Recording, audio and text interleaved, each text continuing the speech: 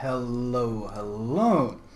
Today I just unlocked the Grozovoi, and as you can see, it has defensive AA. And this was quite interesting. This is of course the project for T10, the new one. So I decided to go for a full build that buffs this AA. Main armaments mod 1, but then we go for AA guns mod 2. Yeah, there is the new upgrade that increases defensive AA range, but it costs us AA defense, completely useless, never use it, not gonna use it of course. And instead of reload, I actually go AA guns mod on this ship. So even though you have pretty good guns, 4.5 second reload, instead of buffing that to 4 second reload, I instead go for defensive AA. Other than that, I go for fairly standard DD modules. Captain perks, preventive maintenance, and last stand, followed by basic firing training, fast guns, gun reload and AA, concealment expert, and here we go full advanced firing training and manual AA. So this ship that already had pretty promising stats with defensive AA and the dual purpose guns, when you actually buff it like this, you end up with a massive amount of DPS on these large 130mm guns with a 7.5 km range. Now it says it has enhanced AA guns, and trust me, I've tested this build, this experimental build, and holy shit, this thing has anti-air. So we have this massive anti-air build now, and I queued up with Karma, aka Terrors, in his Hakuryu to ensure that we got a T10 carrier opponent against us.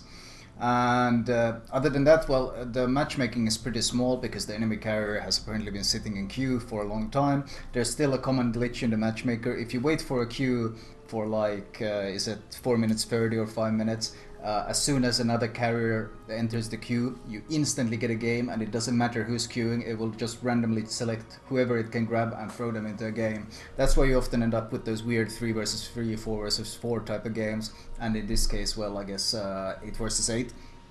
But that doesn't matter to me, because ultimately this game is more about showing off this anti-air on the ship, which is pretty damn insane. Now, of course, actions speak louder than words, so let's move into B. I'm moving fairly slowly, allowing the bombers to catch up and do a bit of spotting for me, because this is of course a Russian DD. Even with concealment expert, the stealth is not very good. I think it's like 6.9 km or so not very good. This is of course the new hybrid type of DD that the new Russian line is splitting up into.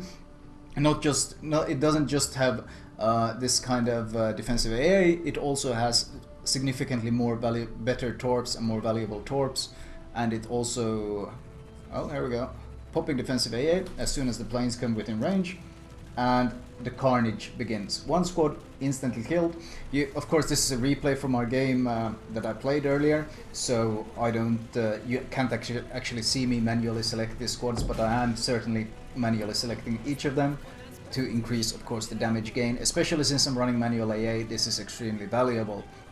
But even when I'm not selecting squads with manual AA, you can see just at the rate at which these planes are dying all around me. These are tier 10 Hakuryu planes. And I actually checked up the stats on this carrier, and he averages over 60% win rate in his Taiho, and something like 67% win rate in his Hakuryu, so he's not a total potato either. He's just being caught completely off guard by the fact that a DD is slaughtering his planes kind of like something like a Des Moines would. Now, the guns have okay range, not the best. I think it's 12.4, which is significantly less than the Khabarovsk 13.5. Both values are of course with AFT, and but you do have a pretty good fire chance, and they do a fair amount of damage, so it isn't as powerful as a gunboat as the Khabarovsk, but it's more of a balance between the two of them, with 10 km torps as well, of course. The torps have a very long cooldown. In fact, the torps on this Grozovoi are more than a 2-minute cooldown, but you do have 10 km range. They're fairly stealthy. They do something like 65 knots, so they're quite fast as well, and damage is around 15k. So overall, this ship, at first glance, it didn't seem that special. I mean, it didn't seem like it really had any sort of role. But then when I went for this full anti-air spec, became pretty obvious what this role of this ship was. It's a goddamn terror against planes, just an absolute anti-air monster. And ultimately, you really didn't have to give up too much to get this full anti-air role. I mean, yes, you have to give up some perks and such, but the reload module, it's a half a second reload on the guns. It's not the end of the world, and you can kind of get away with it. But still, of course, playing this ship clearly shines if you are queuing up with a carrier. I still haven't played this ship enough, of course. I need to play it more before I can make any sort of final review type of things.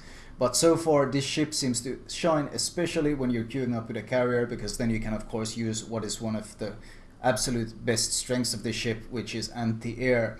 Now, what's of course special about this anti-air, unlike something like a Des Moines, is that you can shoot those planes down in stealth. In fact, you can be undetected by the planes while you're shooting them down because your stealth is so good compared to something like a cruiser. So for a carrier, this thing is of course extremely nasty. The question is, of course, at what point is Wargaming planning to rebalance the carriers? Because adding such a insanely powerful anti-air ship into the game, and they've been doing a few of them, like they added a Minotaur as well. So I mean, I think it's about time the carriers got some love as well, and adding more of these anti-air ship type of things is pretty worrying for the meta in that sense. Of course, there is another ship that becomes even more of a joke because of this addition. That's of course Z52. Or Z52, which is the German tier 10 DD. This ship has been hyped up as strong anti-air. Wargaming themselves said it's strong anti-air. If you hover your mouse over it, it will describe them as a strong anti-air type of DD. But of course, even if you fully spec on anti-air on that ship, the anti-air on it is still a goddamn joke. It's just straight up terrible. Like even fully spec for anti-air, the anti-air on that ship is terrible. Whereas this ship, which only says enhanced AA in the description, actually becomes a complete anti-air monster when you spec for it. So once again, the so-called role of the Russian DDs are even more like toned down here, and long range AP spam, I mean, or this kind of hybrid type of DD, besides the Hydro, this ship does everything better. I mean, the German has shorter duration torpedo cooldown, but on the other hand, this one has longer smoke and defensive AA and just massive AA. And I mean, I feel like the more new ships are released, the more it just highlights how terrible the Z52 is, which is a bit of a shame. I hope they really take a look at that ship soon, because, well, I'm quite excited about these new ships. A couple of these new ships have been a lot of fun, and the design on them has been interesting, but it's kind of like the German DD release has been swept under the rug and kind of forgotten. Like, do they still remember that they released the ship? Can they please fix them? Because that entire line has been pretty much forgotten now. Anyway, keep slaughtering planes. I'm up at 46 planes at this point. In fact, I'm actively sailing towards the planes. You see, planes are going for my battleships. I'm actively sailing to intercept them. Now, this is of course another thing that the Des Moines really can't get away with. You sail across, showing full broadside to enemy battleships. You can sail across the map. Not only are you very fast, because this is a Russian DD, it's not as fast as something like the Khabarovsk, but you're still doing like 40 knots. And you're sailing across with quite good stealth, and you're just intercepting these attack squads and just murdering them. The planes are just falling left, right and center instantly, and it's brutal. For the enemy carrier, it's so brutal. As I said, he's not a potato. He's been trying to switch to different targets, but it's so hard to deal with this kind of central force that can just see as soon as your planes are spotted, he charges right into them, and no one can even spot him until your planes suddenly start dying. So for a carrier, this ship is an absolute anti-air nightmare. Iowa, I smoke up as soon as I spot him, start using the guns of course. I want some fires on him. He used, especially now that he used repair. The AP is of course Stalinium on this thing, so it's quite strong against broadsides, but I'm trying to make my torps work towards him as well. And there we go. Wait, no, his repair was still active. Once again, those planes started dying before I had time to focus fire them. I think he's dropping my smoke. Yep, he's trying to drop my smoke, but the planes are dying. Just continually dying. Torps coming in from my left, so there's a DD nearby. And that was the DD. One of my torps caught the Benson card. Of course, that's kind of shows just how well hidden these torps are, or how low the detectability on those are. Very stealthy torps, so in that sense quite strong. Continually murdering these planes. He's trying to send the planes to like intercept everyone who's rushing him down, but he's just struggling to do it. I think he's trying to drop me here. I don't even have defensive AA active right now, but you don't even need to have defensive AA active. You're still slaughtering the planes extremely quickly. I'm actually run through all my consumables this quickly in the game.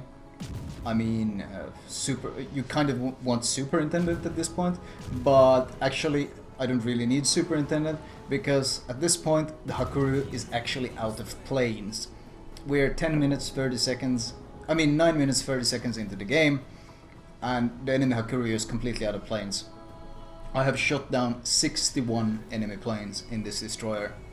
That's brutal, absolutely brutal, and there was very little he could do about it. He can't even strike me, because when he tries to strike, that's when I pop defensive AA and the planes just melt instantly. It's just insanely brutal against carriers. So if you're a DD who hates being hunted by carriers, or carriers hovering planes on top of you or sniping you, then this thing is probably a godsend to you, because this ship seems insanely strong. Now, of course, what needs to be mentioned, this is work in progress. I need to point this out, work in progress. All these ships, the USS Black, all these Russian DDs, they are works in progress. So of course, all of this could change. It could change significantly. Like, they might nerf the values and so forth, but I'm of course going to keep commenting on them and as they are now. And if they do change, well then I'll update it. I'll make a new one and say yes, they've decided to change this. But as of now, this ship, the Grozovoi, actually seems quite interesting. It's a different kind of tier 10 DD. They somehow actually managed to make a hybrid DD somewhat interesting and fun to play, unlike the Z52, which was pretty much horrible in every single way. So I give them some props for that. And the Hakuryu, as I said, out of planes, he actually, at this point, he rage quit the game. He's no longer even here. That's why his ship has stopped. He's not moving anymore. He's completely out of planes. So, well, he just exited the port. He was not having a very good time this game. So, when you realize that this destroyer is capable of, by the time half the time has gone, it's capable of making the enemy tier 10 carrier rage quit to port. That's when you realize that the anti-air on this thing is no damn joke. Like, seriously, a monster of anti-air. Switching to AP, since HE seems to be bouncing, I doubt I'll be able to get this kill. Actually, my buddy, who was playing Hakuryu, well, he actually got Kraken. Because, well, he got free reign. There were no planes to oppose him, no planes to scout him. I murdered all the planes. So he just got to strike everyone for free, so he pretty much got a free Kraken handed to him, because he was divisioning up with me. In fact, he said he'd love to division with the ship at any point, like he would love to play some more with me, because for him the games were the easiest of his life. Because it's kind of like he just got to free farm the enemy ships, because, well, no opposition. Looking at the end game, well, I'm running, I think I might have been running Zulu flag, hence the addition credits. Not too much damage. Well, I've focused mostly on showing off the plane kills in this game. Looking at the team score, of course, we see 2.9k base XP and a hilarious 61 Hakuryu planes shot down. Going to the detailed report, we see I've shot down 30 torpedo bombers. I think the Hakuryu in total has 35 torpedo bombers, I'm not entirely certain, but I shot down 30 of them. So, yeah. This thing chews up, spits out any carrier it faces. If you face lower tier carriers, oh my lord, like I wanna face a strike Lexington who tries to strike me once, just to see what kind of carnage I would cause. But that's going to be for the next time. I hope you enjoyed my first glance at this Grozovoi, upcoming tier 10 Soviet destroyer.